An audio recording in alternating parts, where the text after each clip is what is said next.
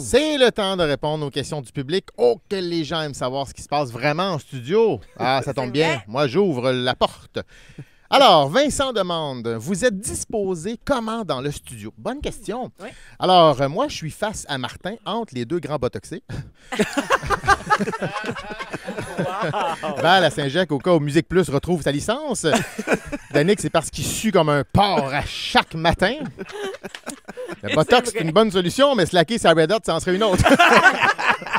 Tu sais que le sel aide pas. Ouais. Anyway, la Marcoumania donne chaud, hein, Danick? Oh, ça c'est sûr! Ah ouais. Ceci dit, derrière moi, il y a DJ Dick qui essaye de dompter sa console. Elle est sauvage, cette année. Voilà.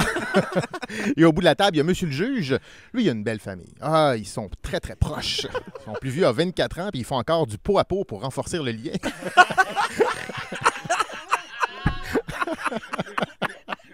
Non, mais pour vrai, c'est une famille extraordinaire qui rappelle un peu les familles qui décident d'élever leurs propres animaux puis de faire l'école à la maison.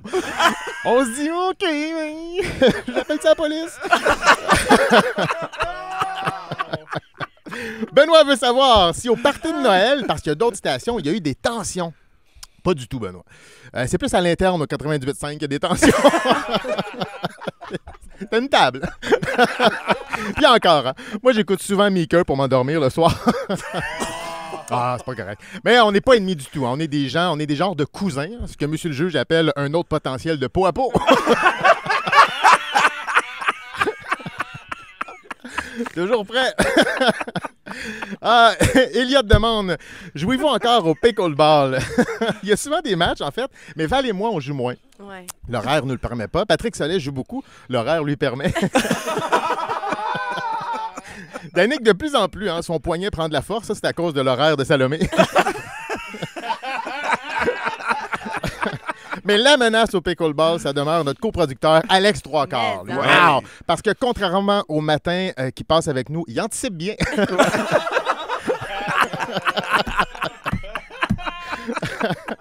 Peut-être qu'après les fêtes, on va se faire un tournoi. Monsieur le juge propose la coupe peau à peau.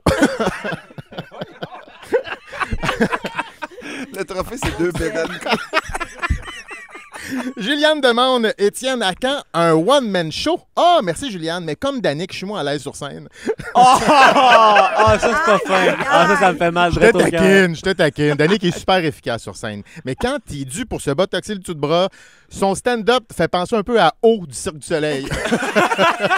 Des piscines de sueur. Moi, c'est pas du tout dans mes plans. J'adore écrire pour les autres. Je gagne bien ma vie. Puis quand le show est prêt, je regarde partir les humoristes en tournée briser leur famille. Ouais.